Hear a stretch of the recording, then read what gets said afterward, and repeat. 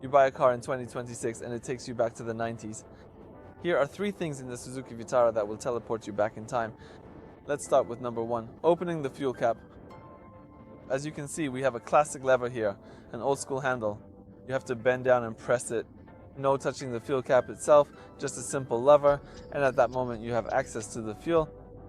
Number 2, the most interesting thing in the Suzuki, the classic stalks for controlling this screen here, right in front of us for these gauges. So when we start the engine, if we want to change the central screen between the gauges, we have to use these stalks here.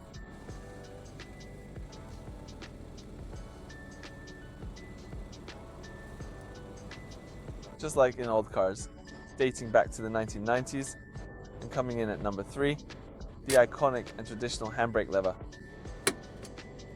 No tiny handbrakes, no little button, a classic big lever and that distinctive sound. Thank you and see you next time.